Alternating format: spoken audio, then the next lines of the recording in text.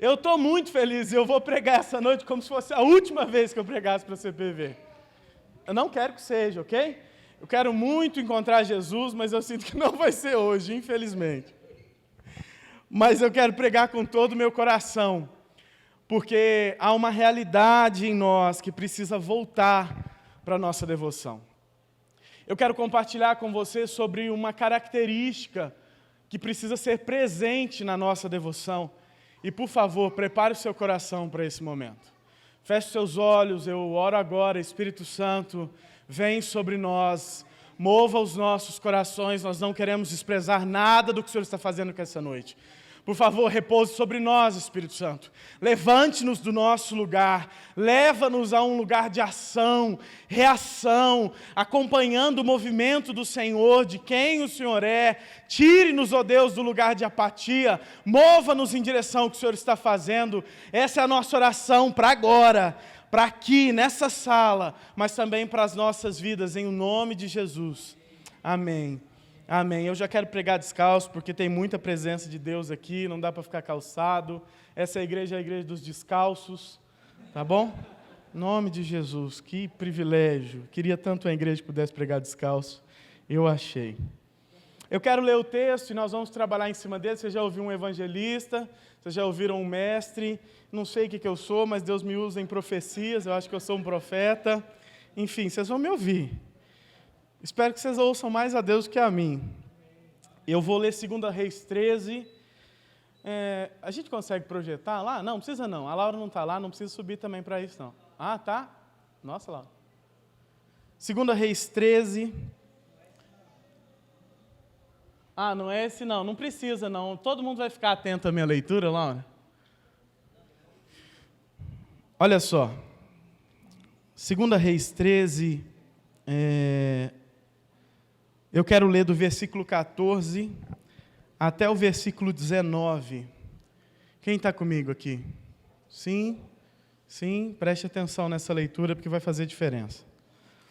Ora, Eliseu estava sofrendo da doença da qual morreria. Então Jeoás, rei de Israel, foi visitá-lo e, curvado sobre ele, chorou, gritando: meu pai, tu és como os carros e os cavaleiros de Israel. E Eliseu lhe disse: traga-me um arco, algumas flechas. E ele fez assim.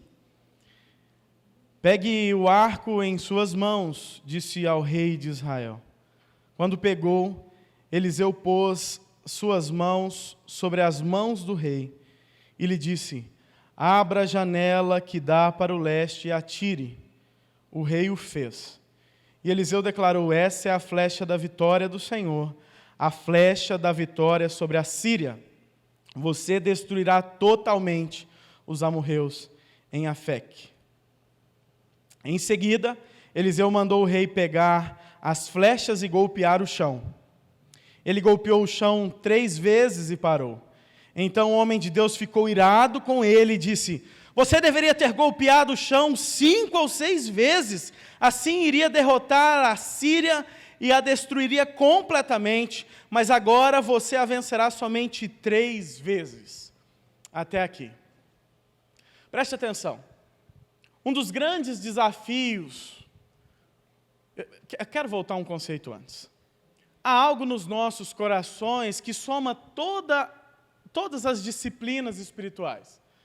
Tudo isso que Deus gera em nós de fé, de movimentos no profético, de ímpetos e ofícios, como nós falamos aqui brincando sobre o evangelista, o mestre, todas essas coisas, a nossa adoração, a nossa vida devocional diária, tudo isso, o nosso tempo com Deus, a nossa fé empenhada em função das pessoas, a nossa leitura cotidiana da Bíblia, a nossa vida em comunidade, o nosso tempo de solitude com Deus, o nosso tempo de meditação com Deus, todas essas coisas, a nossa conduta a partir da palavra do Senhor se soma em uma coisa só que chama devoção. A devoção é um conjunto de hábitos que é gerado em mim e em você a partir da fé em Cristo Jesus que habita no nosso coração, que é gerada no nosso coração. A nossa devoção não é um produto simplesmente de uma religião, um rito. ela é muito maior do que isso, porque se for só um rito, é um rito por si só. Rito não é devoção, porque rito até um frango faz. Vocês querem ver? Um frango presta culto a Deus. Porque você chega lá, pega um punhado, o mineiro fala punhado, né? Pega um punhado de milho na mão assim, faz ti, ti, ti, ti, ti, ti, ti, ti. Aqueles frangos juntos, é um louvorzão, e eles batem as asas, e aqui é a gritaria, e você fala, alegria, hoje o nosso mantenedor visitou a nossa casa. Isso parece com Deus, não é? Para algumas pessoas. Frango presta um culto que é uma beleza. Então, rito não define devoção. Às vezes a gente presta uns cultos igual frango, né? Um parêntese aqui. A gente vem, ora como se Deus não tivesse, aí ele vem e ele move a gente, alegria, e nós pomos Deus na parede assim, falando, libera uma bênção aí para nós, porque nós oramos direitinho, nós rezamos aqui, nós cantamos uns louvores, se o Senhor não liberar uma bênção, agora Deus libera uma bênção e nós batemos as asas, que é a gritaria. Mas a verdade é que isso não é devoção, isso é religião, isso é rito. Então nós já separamos que isso não é devoção. Mas a devoção é a completude da fé que é gerada em nós, da compaixão em direção aos irmãos, a sua vida em comunidade, da adoração coletiva, da leitura coletiva da palavra, da leitura individual da palavra, do nosso tempo de meditação na palavra, do nosso tempo de oração. Todas essas coisas formam a nossa devoção. A nossa fé, a nossa prática, todas as coisas que estão envolvidas formam a nossa devoção. E aí a gente olha e diz, olha, para a devoção do Eliel, ele é mais enérgico, assim, você vai entender até porque eu sou assim, porque é por causa dessa palavra aqui. Para a devoção do outro, ele é mais intimista. Tem uns que adoram Jesus, que parece até que morreu, assim, fica bem quietinho. Brincadeira, isso é um grito na minha bagunça, tá bom? Você que consegue adorar Jesus quietinho, eu te respeito, mas para mim, assim, Eliel, diante de Deus está tudo certo. Mas eu fico agitadíssimo. Eu falo, como pode uma pessoa, se eu estivesse no estádio, eu já estava lá, vai Corinthians! Até por isso que eu parei de ir lá, porque eu perco a mão e tal. Mas isso é a nossa devoção, é a forma como nós nos envolvemos. E há uma realidade, há uma característica dentro da nossa devoção, que às vezes e muitas vezes faz falta dentro de mim e de você, que é o inconformismo. Presta atenção, inconformismo. Isso não está nada relacionado com inconformidade. A inconformidade é uma inadequação. Somente. Então você pode estar inadequado às leis, inadequado às regras, mas o inconformismo é um sentimento de nasce de uma realidade que você não está vendo ainda, mas uma realidade que já existe, que você tem convicção. E por vezes nós esquecemos deste inconformismo que precisa ser presente na nossa devoção. Como é que você adora um Deus que diz que o céu e a terra se fundem e você olha e diz, não, mas isso ainda não parece realidade. Então nós clamamos, vem Senhor, vem com o teu reino aqui, vem com a tua realidade, vem Senhor. Às vezes você escuta nós dando um grito aí, vem Jesus, traz teu reino aqui agora. É por causa desse inconformismo que precisa estar presente na nossa devoção, na minha e na sua devoção, de olhar para uma realidade de um reino que já, mas ainda não. Mas eu anseio todos os dias que o reino de Deus inaugurado em Cristo Jesus seja manifesto aqui, agora, em CPV, em Vinhedo, lá no meu seminário, em Campinas, em Uberlândia, nos lugares que eu já pisei, nos lugares que eu nunca pisei, porque há um inconformismo dentro do nosso coração, de saber que há um rei que governa e que não há dor, não há tristeza, não há mágoa, e há perfeito reino, poder, governo, mas ainda não encontrou a nossa realidade. Então isso é o inconformismo, é algo que nasce de nós e diz, se essa palavra é verdade, ela é, faz manifesto o seu reino, faz manifesto as realidades do seu reino, porque a minha devoção, a sua devoção, precisa passar por um lugar de inconformismo. Agora você entendeu que todas as vezes que eu grito aqui é que eu não estou bravo? Eu não estou bravo, eu só estou inconformado. ainda não é o reino de Deus, e eu prometi que eu ia gastar minha vida até que fosse. Mesmo que ele me leve antes, já está lá mesmo, então já estou participando dele. Mas há uma realidade dentro da minha e da sua devoção, de inconformismo, que precisa tomar conta do nosso coração. Eu não sou tão enérgico, expansivo quanto você. Está tudo bem. Está tudo bem. Talvez você seja menos. Mas o inconformismo para você é o mesmo. Às vezes eu estou ali, eu pulo e tem gente que está assim. É o mesmo. É o mesmo. Eu não estou falando sobre a forma. Eu estou falando sobre o sentimento que nos move de estarmos diante de uma realidade já, mas ainda não. E por que eu estou falando disso dentro da realidade da devoção?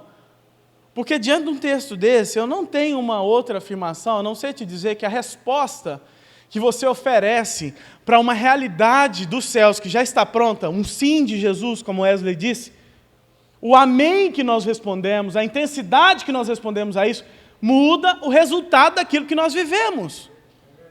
Quer ver? Não ora não, 15 dias. Não ora não. E bota a mão numa perna e fala assim, perna cresce. Ou Jesus ficou mais fraco, ou a realidade do seu amém é outra.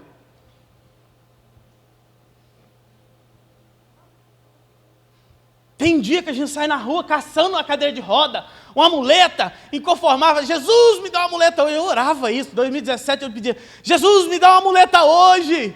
Me dá uma cadeira de roda. A primeira vez que Jesus fez um homem levantar da cadeira de roda, estava eu e um amigo meu, Henrique, na Praça Sérgio Pacheco, em Uberlândia, e nós saímos correndo, porque nós não sabíamos o que fazer, mas nós oramos a semana inteira por aquilo. Não tinha nenhum preparo, eu tinha inconformismo, eu queria muito. Nós chegamos, um homem de uma perna ressequida levantou e entregou a cadeira de roda para nós, eu falei, vamos embora, Henrique, pelo amor de Deus, eu não sei fazer mais nada agora, a partir de agora. O que eu faço com essa cadeira de roda? Ele falou, leva lá para a sua igreja. Eu falei, de jeito nenhum, meu pastor vai ver essa cadeira de roda. Mas parte do inconformismo meu e seu, de estarmos diante de realidades que são tão palpáveis. Alguém tem dúvida de que isso aqui é verdade? Não. Eu e você não temos nenhuma dúvida de que isso aqui é verdade, que isso é para mim, é para você. Mas por vezes, parece que não é. Nós reagimos como se não fosse. Vamos para o texto. Para você entender, esse é o único ensaio meu de mestre, tá bom? Para você entender, era muito comum que os reis honrassem os profetas, aqueles que viviam segundo os preceitos de Deus. Mesmo que ele tivesse o coração longe, né? Tipo Jeroboão, que fez tudo que era devido, mas o coração não estava longe, mas ele honrou a Deus. Se eu não estou enganado no nome do rei. Mas nesse tempo aqui que nós lemos, era muito comum. E Jeoás chega diante do profeta e fala essa frase, uma frase muito célebre, que é a mesma frase que nós vemos Eliseu dizer para Elias quando ele morre: meu pai, tu és como os carros e os cavaleiros de Israel. É como alguém que não se conforma em ver alguém tão forte diante de um cenário de morte. É como um brado que Jeoás, o rei, dá diante do profeta e diz: Senhor, às vezes a gente até ora assim, eu já orei assim algumas vezes. É melhor, isso é bíblico, né? A gente faz isso porque fizeram. É melhor para nós que ele permaneça entre nós. Senhor, como pode um homem tão forte, feito Eliseu, um profeta do Senhor, ele fez o dobro de milagre do Elias. Elias é a maior sombra entre os profetas do Antigo Testamento. Agora eu estou aqui, Senhor, diante de Eliseu. O cara fez o dobro de milagres. Aqui faltava um ainda, né? Ele tinha feito quase o dobro.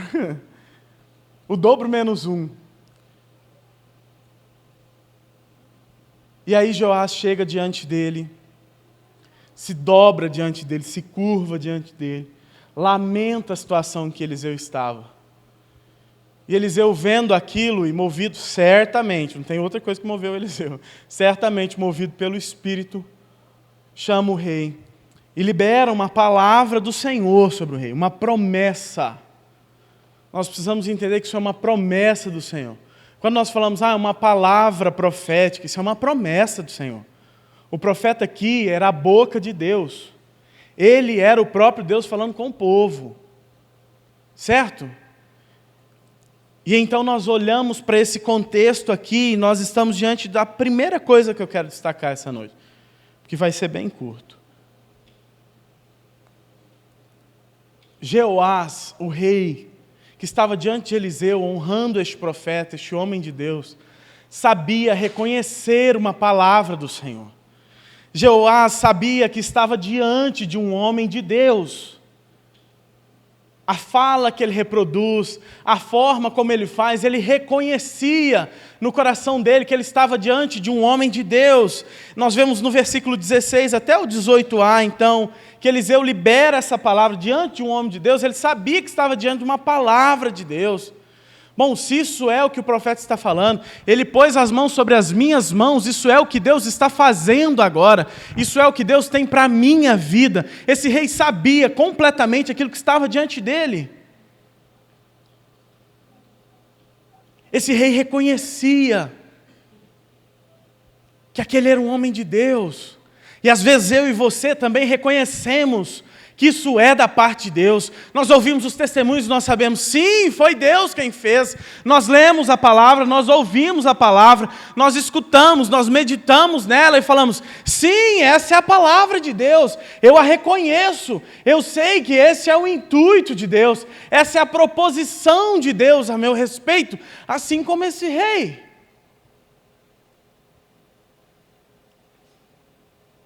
Sabe quando Eliseu coloca as mãos sobre as mãos de Jeoás, é como se o próprio Deus estivesse escolhendo fazer com Jeoás. E por vezes, também é assim comigo e com você. Sabe, ele tinha uma palavra da parte de Deus, ele tinha uma promessa da parte de Deus, fresca. Ele tinha acabado de ouvir. Preste atenção, eu quero ler isso novamente, porque foi claro com ele. Eliseu mandou ele trazer o arco, e quando ele trouxe, Eliseu disse, olha, pegue o arco em uma das suas mãos, então abra a janela que dá para o leste e atire. E o rei fez, e Eliseu declarou, preste atenção, ele estava com as mãos sobre as mãos do rei. Era o que Deus estava fazendo com Jeoás. E então, Deus liberou uma palavra sobre Jeoás. Esta é a flecha da vitória do Senhor. A flecha da vitória sobre a Síria. Você destruirá totalmente os amorreus. Ele sabia reconhecer a palavra de Deus, ele sabia que aquilo era da parte de Deus. Há uma clareza muito profunda nessas palavras. Não restou dúvida que era atirando flechas que este homem faria aquilo que estava para ser feito. Ele colocou a mão sobre as mãos dele, como um pai que coloca as mãos sobre a mão de um filho que está ensinando o que fazer, e diz, vamos lá, abra a janela e atire a leste, e nós vamos atirar. E ele atira a flecha e diz, essa é a flecha. Presta atenção, Deus está dizendo que cada vitória dele, vamos lá, não vou dizer cada, Deus está dizendo que a vitória dele é como aquela flecha lançada pela janela. Está claro para Jeoás. Mas qual que é o problema de Jeoás aqui? Qual que é o problema do rei aqui? O problema desse rei é que, apesar de reconhecer uma palavra, o pastor usa um iPad e slides, eu uso um papel, que eu sou vanguardista. Vintage. O problema dele é que ele não sabia se posicionar diante de uma palavra de Deus. Ele não sabia se posicionar diante das promessas de Deus. O rei não se volta para essa palavra como ele deveria.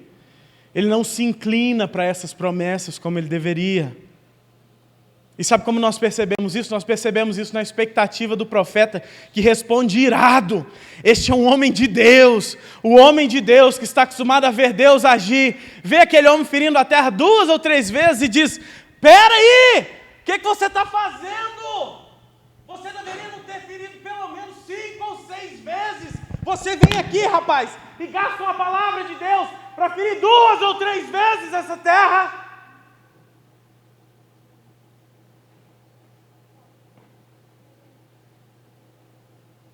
É desse inconformismo que eu estou falando. Vou usar, viu, Cláudio? Vou falar baixinho agora. É desse inconformismo que eu estou te falando. Alguém que está acostumado a ver Deus agir, quer viver 100% do que Deus tem a respeito dele. E quando nós vemos pessoas ao nosso redor que não vivem 100% do que Ele está fazendo, nós também devemos ser tomados por esse inconformismo de dizer: aonde vocês estão indo? Pelo amor de Deus! É por isso que às vezes a gente vê algumas pessoas dizendo: vamos lá, alguém!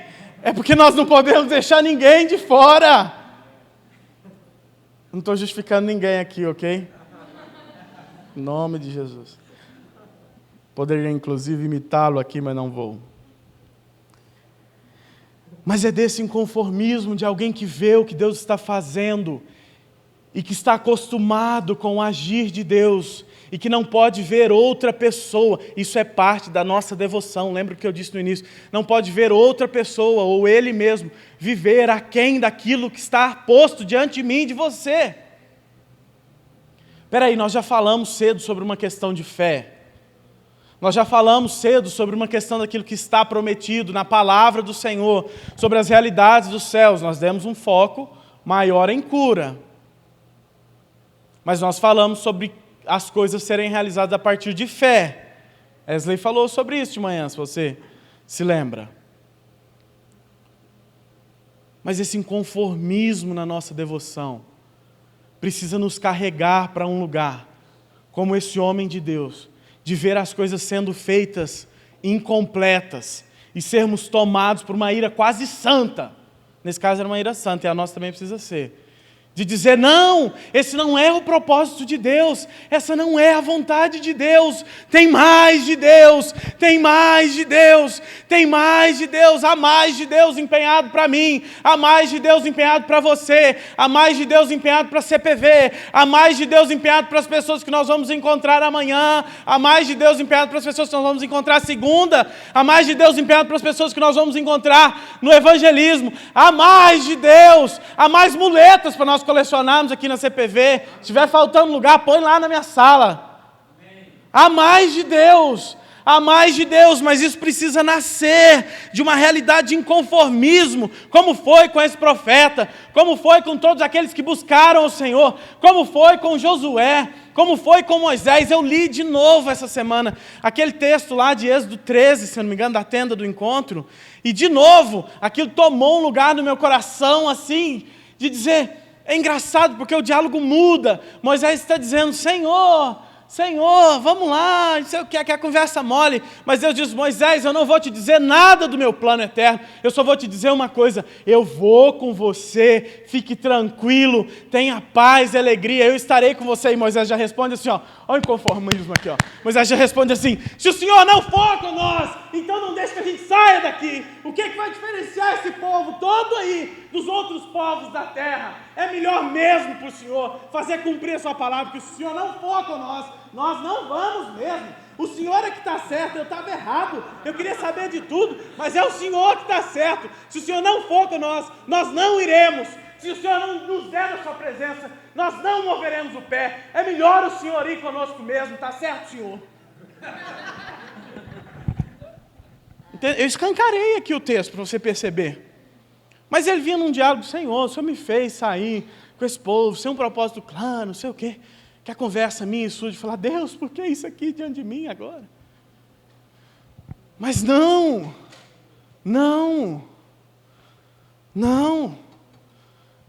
Parte da nossa devoção precisa ser esse inconformismo, meu e seu, de ver uma perna que é menor do que a outra e dizer: no céu não tem perna menor do que a outra. O reino que eu pertenço não tem doente. De onde eu vim não tem joelho direito que não é curado. A realidade do céu precisa tocar a terra. Mas há algo dentro disso. Nós precisamos nos posicionar a partir de um inconformismo na nossa devoção, de não parar, de não dar descanso aos nossos olhos, de não deixar com que feche as nossas pálpebras, de não dormir enquanto não estiver o reino de Deus completo nesse lugar. Mas isso precisa nascer de mim, de você. No reino de Deus, essa frase é da semana. No reino de Deus não há nada teórico. No reino de Deus não há nada teórico. No reino de Deus não há nada teórico. Escuta, no reino de Deus não há nada teórico. É prático. É prático. E há um mover do Espírito que nos leva a este lugar de inconformismo. E eu tenho para mim que Deus varre a terra procurando aqueles que agradam a Ele. Sabe, esses Moisés que diz, eis-me aqui, Senhor, eu vou então. Sou gago, sou isso, sou aquilo, mas vou. O Senhor prometeu, eu vou. Diante da realidade do Senhor, eu vou. Com base naquilo que o Senhor disse, eu vou. Deus também procura os Isaías que diante da presença do Senhor diz, eu vou. Eu vou, Deus procura você, Deus procura Ariel, Deus procura Edu, Deus procura todos nós aqui, Deus procura Sônia. Deus procura nós, que diz, Senhor, eu quero mesmo isso. Eu quero mesmo isso. Salmo 110, 6 diz, os olhos do Senhor varrem, os olhos do Senhor percorrem, os olhos do Senhor estão sobre a terra, buscando os justos, a quem o Senhor se agrada. Querido, nós fomos feitos justiça em Jesus, não para ser um santinho que vai para o céu só, mas para trazer a realidade do céu aqui na terra. Então o justo completo é aquele que vive nessa realidade. Mas sabe, isso precisa nascer de uma postura minha e sua, e precisa começar agora. E precisa começar agora. Profeticamente eu tenho entendido que como igreja, isso é uma conjectura minha, ok? A partir daquilo que o Espírito tem gerado em nós. Profeticamente eu tenho crido que como igreja nós estamos entrando para a experiência de Tomé. Quando Jesus ressurreto aparece, ele diz, Jesus, se é mesmo o Senhor, deixa que eu toque. A gente sempre olha para isso e diz, Tomé, é o cara, ué. Você está vendo ele aqui, você tem problema de visão? E a gente vai lá e desce o sarrafo no Tomé. Pouca fé, duvidão, sei o quê. Mas preste atenção, nós estamos exatamente diante da experiência de Tomé, como igreja.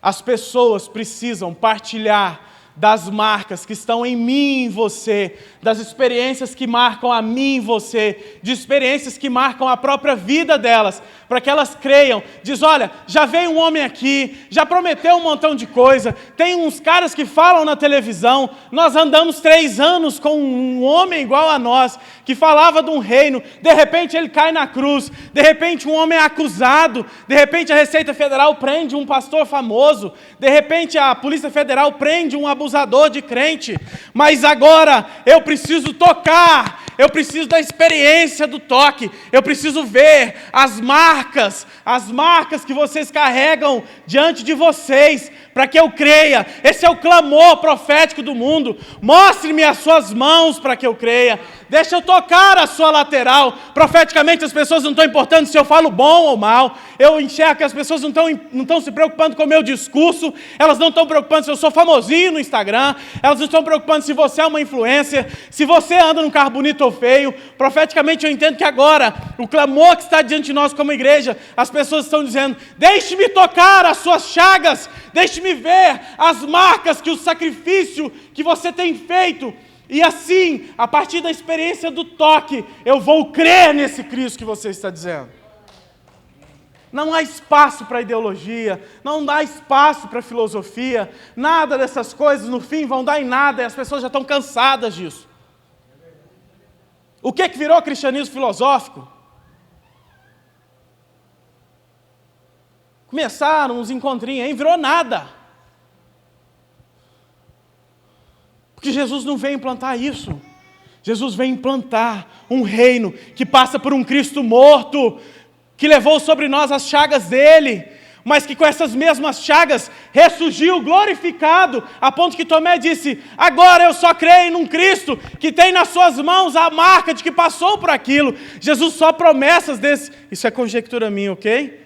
É aquilo que no texto que eu li, que agora eu estou fazendo uma analogia. Jesus, só as promessas de antes já desencontraram meu coração. Eu preciso tocar. E tocando, nós não temos um relato que Tomé se desviou, não, gente. Ele permaneceu. Porque se tivesse desviado, certamente ele estaria contado ali.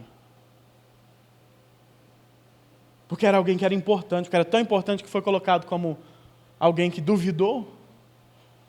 Profeticamente é para esse lugar que está apontando.